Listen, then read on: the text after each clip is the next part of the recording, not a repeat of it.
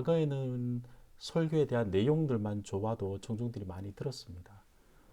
그리고 난 다음에 이제는 이제 청중들 이제 내용이 좋아서 내용만 잘 전달해도 되는 시대가 있었다면 이제는 청중들을 또 고려해서 청중들이 잘 들을 수 있도록 하는 시대까지 되었고 지금은 이 시대 전체를 이해하는 책임까지도 목회자와 설교자에게 굉장히 이제 절실한 필요로 그리고 의무감으로 책임으로 다가오는 시대를 살아가는 듯한 생각이 많이 듭니다.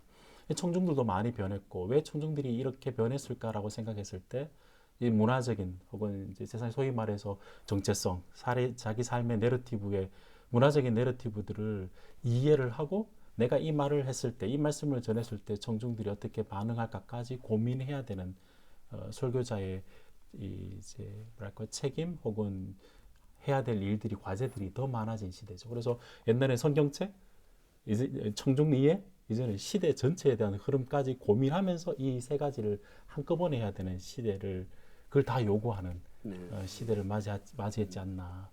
그래서 참 이제 막중한 과제를 안고 있는 시대이다. 그렇게 생각을 해봅니다. 과거에 비해서 현대 목회자가 가진 어려움이 무엇일까? 사실 제일 먼저 떠오르는 게 유튜브였어요. 방송에서는 너튜브 네. 이렇게 뭐 하던데 뭐 다 아는 채널이니까 목회자들 현장 목회자들한테 사실 가장 힘든 부분 중에 하나가 잘 다스려야 되는데 비교의식이라는 게 있단 말이죠. 여기에 잘못 빠지면 뭐 헤어날 수가 없죠. 사울도 결국은 거기에 그냥 무너져 버렸으니까. 근데 어쩔 수 없이 이제는 비교의 대상이 되는 것이 현실적으로 목회자들한테 굉장히 큰 어려움일 수 있겠다 싶어요. 왜냐하면 다른 교회 목사님들 다 이제 집밥 설교하시는데 예전에는 내 집밥만 먹어 내지 남의 집밥까지 안방에서 다 이렇게 할 수 있는 그 현실적인 어려움이 있고 그러다 보니까 청중은 아까 처음에 이제 김대혁 교수님 이야기하실 때 소비라는 단어가 굉장히 크게 들렸고 청중이 자칫 이제 소비자화 될 수 있는 그런 위기 상황이란 말이죠. 맞습니다. 이런 상황들이 그 목회자 혹은 설교자에게 굉장히 힘든 상황이 아닌가 싶어요. 지금 그러면 어떻게 해야 되는가? 뭐 문제는 그러는데 방법은 없는 것 같아요. 그냥 내 성도들을 진심으로 사랑하고 그분들을 생각하면서 최선을 다해서 말씀 준비하고 진심으로 전달하고 뭐 상황은 달라도 뭐 해법은 똑같지 않나 뭐그 정도 생각해 봤습니다. 네. 특히 이제 유튜브 들어가면 오늘 지난주에 내 설교를 얼마나 들었냐가 숫자로 찍히는데 그 부분에 대해서 우리 목사님들도 조금 그리고 성도님들도 그렇고 비교를 하지 않을 수는 없겠지만 일단 인식 자체를 좀 많이 좀 바꿔야 된다는 생각을 좀 해봅니다.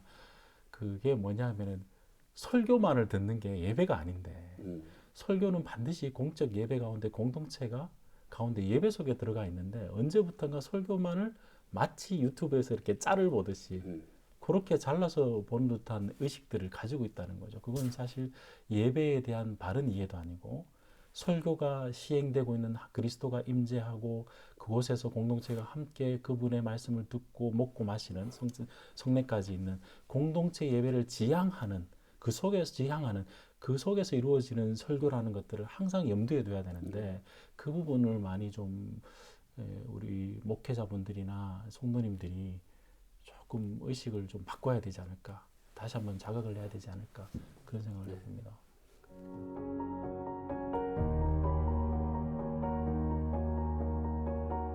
굉장히 설교자들의 수준이 많이 높아진 것은 틀림이 없는 것 같아요. 정말 귀한 설교자들이 너무 많고 뭐 꼭 유명한 분들만 귀한 말씀을 전하는 것이 아니고 전혀 이름도 모르는 그런 분들이 정말로 귀하게 설교하시고 또 목회하시는 분들이 굉장히 많다 그런 느낌 많이 받습니다. 그럼에도 불구하고 상당수 설교자들이 기본적인 작성 훈련이 충분히 완성되지 못한 상황에서 현장으로 배출되는 분들이 좀 있는 것 같아요.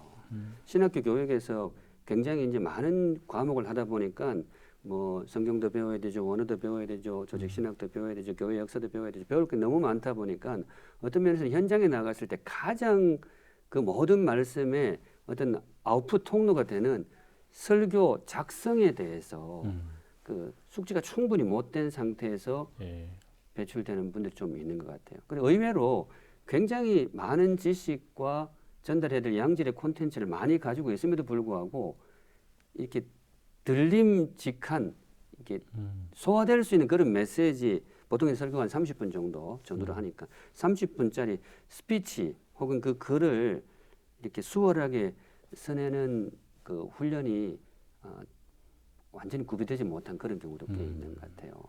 그 최근에 이제 그 근자에는 조금 잦아드는 느낌은 듭니다만은 그냥 수면 아래로 그냥 내려간 게 아닌가 싶은데 표절 문제, 네. 표절 문제가 굉장히 크게 많이 나온 적이 있었잖아요.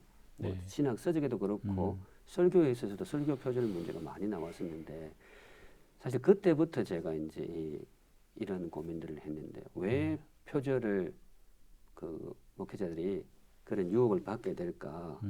도덕성이 나빠서 그렇다고 생각되지 않아요. 매일 새벽 기도하고 하시는 분들이 그런 그 비도덕적인 것으로 기울을 가능성은 많이 낮은데 그럼에도 불구하고 이런 유혹이 되는 이유는 기본적인 작성 훈련이 많이 부족한 것 같아요. 그래서 그 부분을 아주 이게 베이직 같지만은 그 부분이 조금 더 지금이라도 많이 강화가 되어야 되지 않겠나 그런 생각을 해요.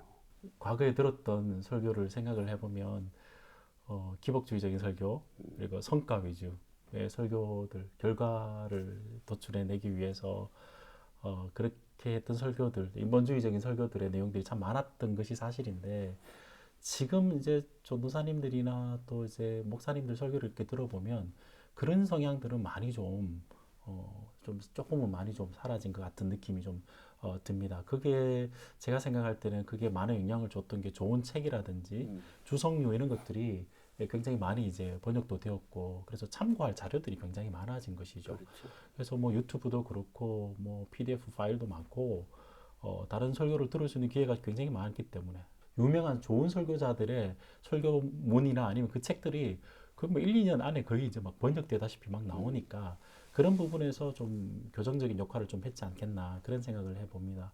그런데 아까 목사님 말씀하신 것처럼 좋은 자료가 많이 있다고 해가지고 그게 자기께 되는 건 아닌 것 같아요. 그래서 익힘과 숙성의 과정을 통해서 자기화를 통해서 나와야 되는데 그 자기화 과정 속의 한 부분이 글쓰기를 통해서 자기가 내면화되어서 자기의 설교가 돼야 되는 영역이 있는데 그 부분이 뭐 신학교도 마찬가지이고 목사님들도 활용할 자료는 많은데 자기 곳으로 충분히 녹여서 설교하는 부분들은 좀 여전히 좀 우리가 좀 발전돼야 될 영역이지 않을까 그런 부분에서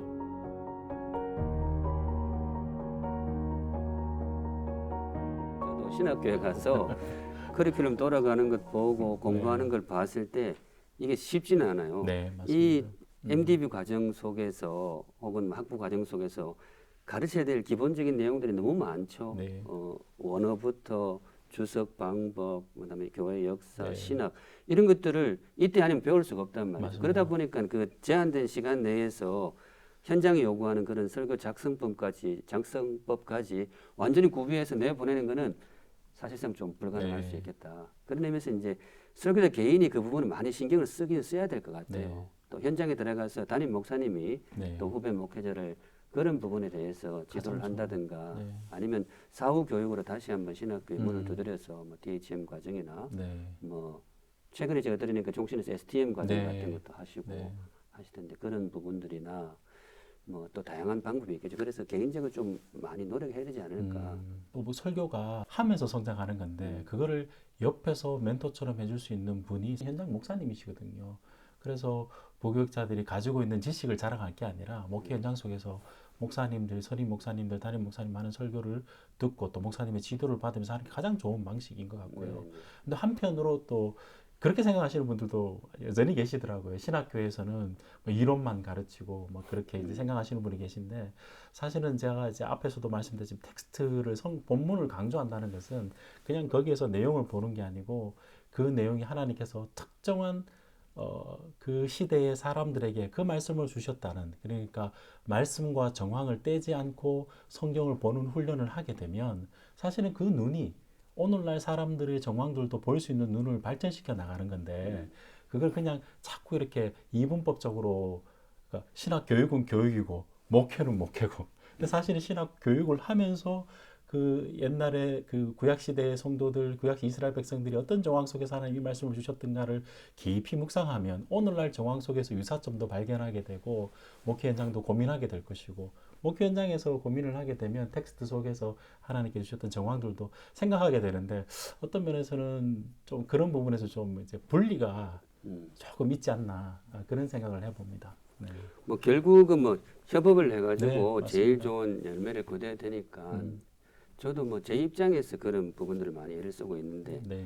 제가 사실 우리 교역자 분들이 좋아하는지 안 좋아하는지 모르겠지만은 설교하고 나면 가끔씩 저하고 이렇게 이야기를 네, 해요. 네.